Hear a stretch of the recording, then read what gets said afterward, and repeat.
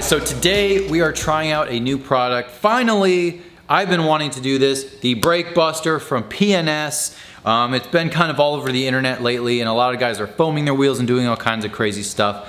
But I finally got my hands on some, and I will say I actually liked the experience. So I'm gonna take you through my process here. It's just sort of a one-time trial, so give me a break if I didn't apply it as good as I could have. But anyways, this stuff to me sits right in between an aggressive wheel cleaner and a non-aggressive wheel cleaner. So what I mean by that is, this is the stuff I usually use, the general wheel cleaner. It's really more of a lubricant than anything. It doesn't really do much if you let it sit on the wheels.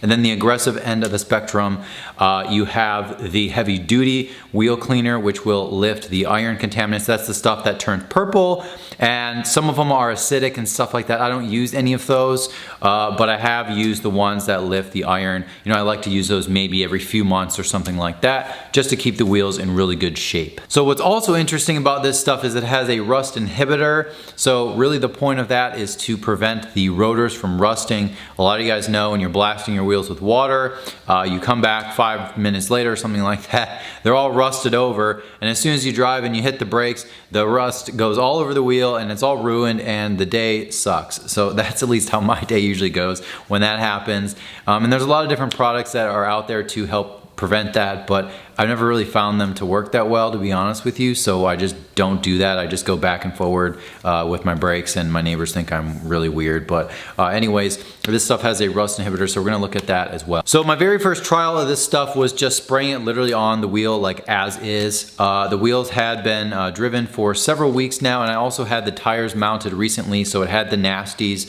that the lubrication to get the tire mounted on the wheel. So it was able to break that down, and it actually broke down a lot of the dirt.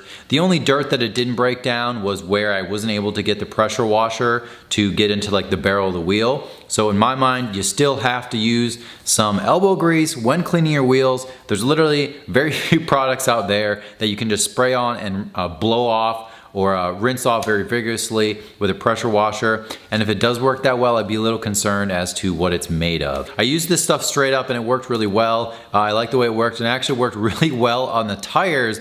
I was surprised because a lot of the stuff that does the wheels and the tires don't do a very good job at either. So it tries to appeal and do everything in one, and it doesn't really execute. This stuff I actually thought did a really good job. It left the tires black. You could see it working, and I scrubbed with a brush, my regular wheel brush procedure, and it was lifting and it was foaming and it was working really well. So it seemed to be doing fine.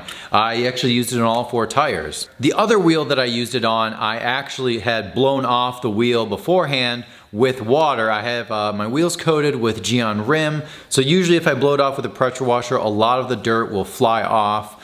But then I just sprayed this on just kind of a medium amount of product. This is not diluted yet, but it did do a good job. It's the same case where you definitely have to use some elbow grease if you want to get in all the nooks and crannies. To me, you know, that is really like, if you're going to be spending time on some nice wheels and making them clean, that's really the only way to do it properly. So the rust inhibitor in this product, I like the idea, but after I rinsed off the wheels and after I had cleaned them and blown them off, I felt like I could still see rust on the rotor. Maybe there was a little bit less rust on it, but I think at the end of the day, you're still gonna be stuck with, you know, rust on the rotor, and you're gonna have to figure out whatever procedure you like to do to get it off. My procedure is going backwards and forwards about like 7 times and just pressing on the brakes and then blowing off the wheel. That usually helps. You know, you can get the brake pad to just clean the rotor that way. So that's what I end up doing.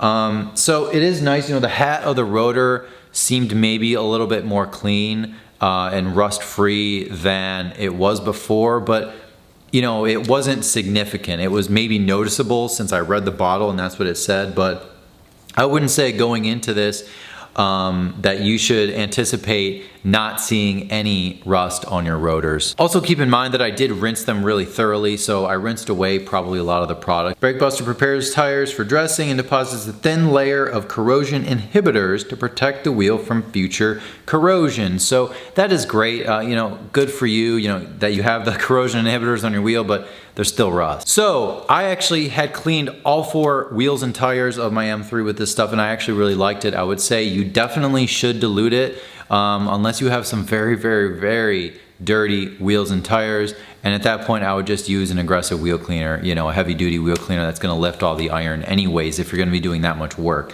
So a lot of guys are doing this 5-to-1, 4-to-1, or they're using the IK foamer. The IK foamer to me is nice, but it's just an extra thing to fumble with. So for now, I'll probably just, you know, put a little water in here because this stuff definitely seems strong enough. I liked it, and I'll probably be continually using it on my cars, and I'll give you guys an update. So if I forgot anything, let me know. Hopefully that was very informative to you. Would I recommend picking up a bottle? I absolutely would. This is probably going to be my go-to. And I still have this stuff, but this is really more of a lubrication, and it really feels pointless, where this actually, I can see it doing work. So that's always a good thing. So anyways, thank you guys again for watching. Don't forget to comment below if I did forget to mention something. It's always hard to do product reviews and not forget something. So hopefully I didn't forget anything. I kind of covered all the bases that I think are important about this product.